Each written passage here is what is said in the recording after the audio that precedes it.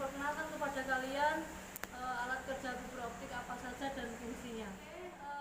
Inilah lab fiber optik SMK Negeri 1 Banyudono punya TKJ ini. Harusnya kalian bisa praktek di sini kalau pandemi sudah berakhir, bisa tatap muka, bisa praktek secara langsung.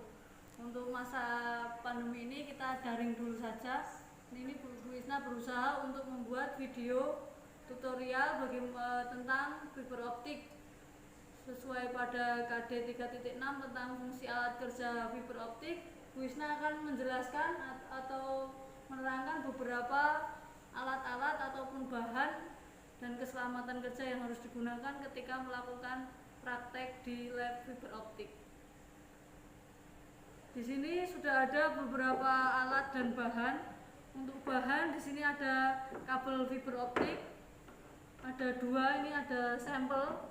Ini kabel jenis kabel yang aerial, strength membernya ada di atas karena ini yang namanya aerial ini berada di udara. Jadi nanti modelnya dijepit seperti ini di udara seperti itu. Kemudian sama kabel dak itu dalam tanah, jenis kabel yang berada di dalam tanah.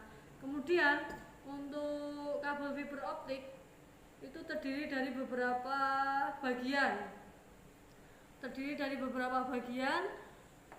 Di sini dijelaskan dalam kabel itu biasanya ada tulisannya. Jadi ada karakteristik kabel itu biasanya tertulis di sini. Terlihat atau tidak, ini ada tulisannya SMD, itu berarti dia jenisnya kabel single mode.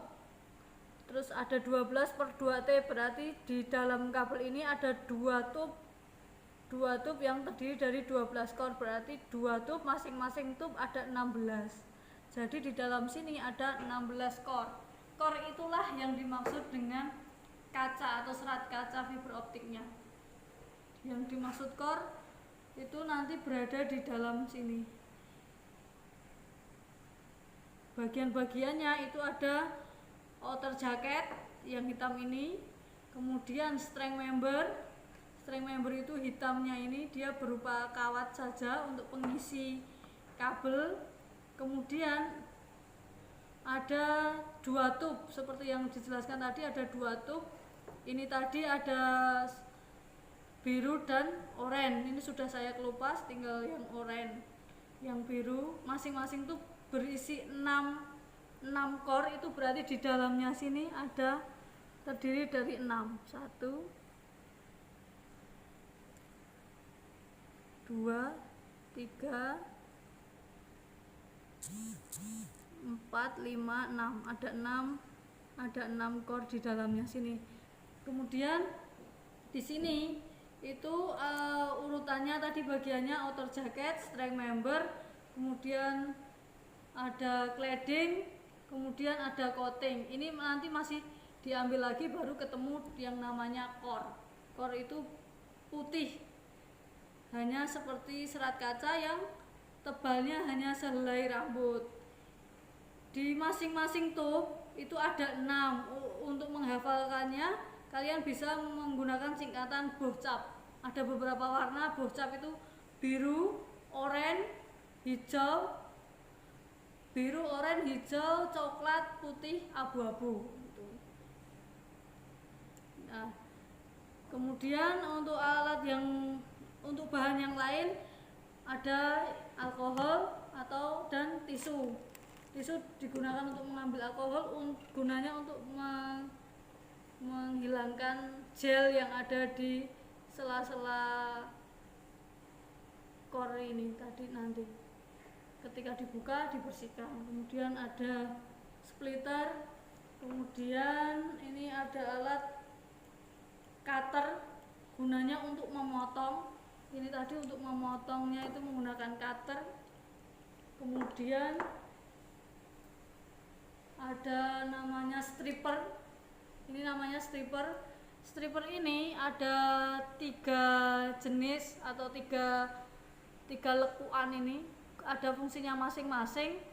Yang lekuan besar itu untuk membuang cladding, kemudian yang paling kecil untuk membuang coating, kemudian sampai ke core-nya nanti.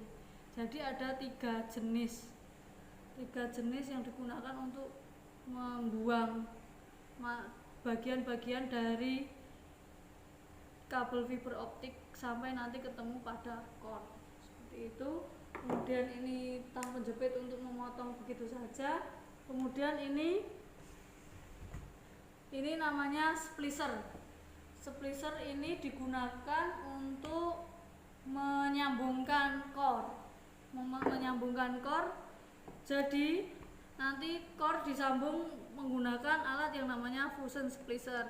Sebelum disambung, nanti untuk membuat presisi, untuk membuat ujung dari core nanti bisa presisi, menggunakan namanya cleaver digunakan untuk memotong. Jadi biar ujungnya nanti presisi, dan presisi nanti ketika disambung bisa menyatu dengan baik, menggunakan ini namanya alat cleaver. Dipotong, setelah dipotong kemudian dimasukkan ke alat ini namanya splicer.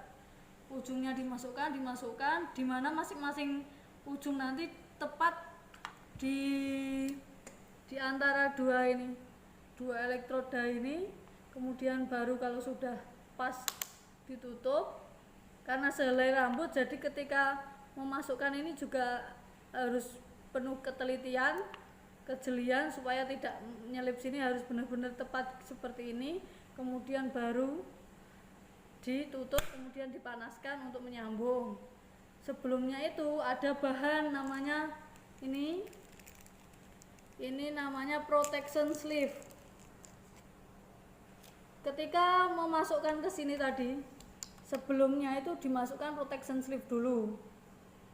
Ketika sudah disambung, fungsinya protection sleeve ini untuk melindungi sambungannya tadi. Setelah disambung, ini nanti ditengahkan, diletakkan di tengah-tengah sambungan itu tadi. Kalau sudah, baru dipanaskan. Panaskannya di sini, dua kabel itu tadi. Jadi ini fungsinya untuk menyambungkan dan memanaskan.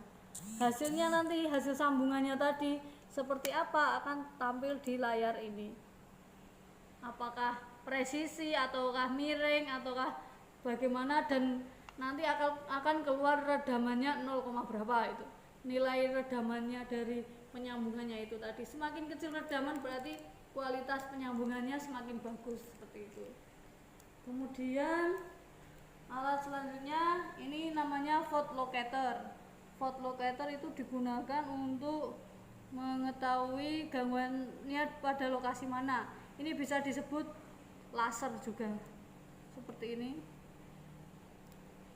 Kemudian ada lagi namanya light source. Light source itu sumber cahaya. Ketika mengecek fiber optik itu gangguannya di mana, itu bisa menggunakan light source. Jadi ini kayak pancaran seperti itu. Kemudian ada lagi alat namanya OPM atau optical power meter. Ini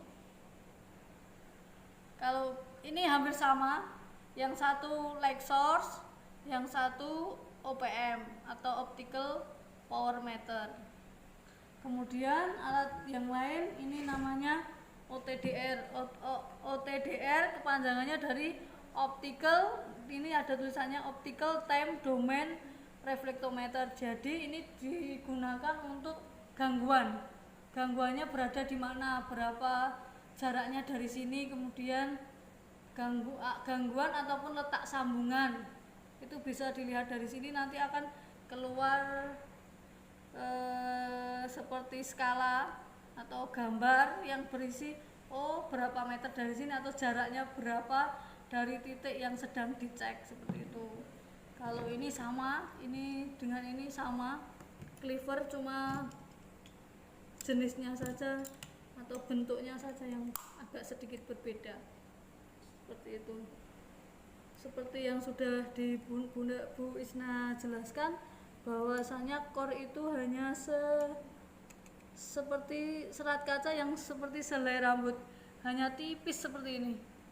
Jadi ketika praktek kalian harus benar-benar berhati-hati, karena ini terbuat dari serat kaca atau optik, seperti itu. Kemudian setelah praktek harus tertib untuk dibuang, ada sampahnya sendiri untuk sampah fiber optik sehingga tidak masuk ke tubuh ataupun masuk ke kaki, karena untuk praktek sendiri itu standarnya itu ada K3 atau keselamatan dan kesehatan dan keselamatan kerja, harus menggunakan seperti helm, kemudian kacamata.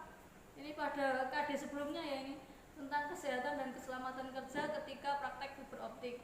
Menggunakan rompi digunakan apa? Karena fiber optik atau mungkin kalian setelah lulus bekerja dan lain sebagainya, ketika di lapangan menggunakan ini agar terlihat, mungkin masuk ke galian dan lain sebagainya, biar lebih aman, lebih selamat. Kemudian menggunakan sarung tangan, ini biar tidak masuk ke mata kalau fungsinya pakai kacamata.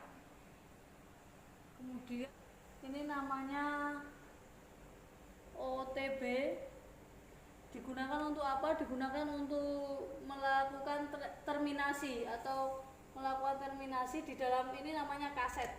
Ini bisa dimasukkan, ada input kemudian outputnya keluar.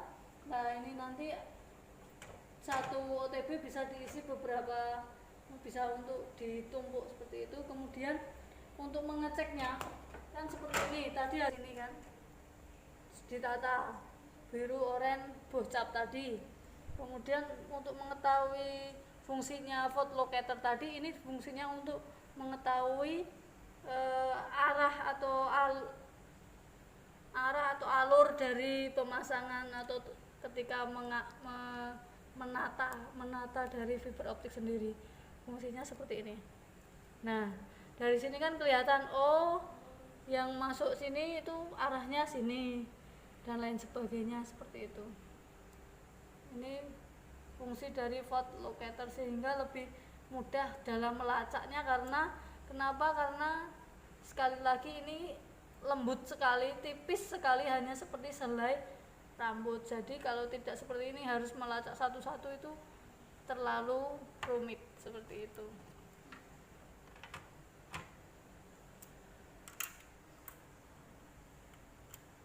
Ini namanya pigtail.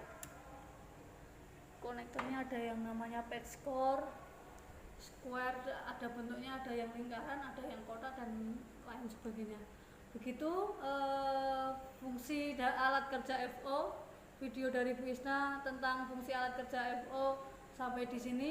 Mungkin kalau ada yang ditanyakan, kalian bisa komen ataupun bisa japri langsung seperti biasa untuk pembelajaran. Untuk itu kalian tetap harus menjaga kesehatan, jangan lupa pesan ibu untuk 3M-nya ya, menjaga kesehatan juga. Kemudian berdoalah untuk semoga pandemi ini segera berakhir, kita bisa tatap muka secara langsung, tidak hanya tatap muka secara Google Meet, tapi kita bisa benar-benar berjumpa sehingga pembelajaran bisa tersampaikan secara maksimal. Seperti itu. Sekian dari Bu Isna. Wassalamualaikum warahmatullahi wabarakatuh.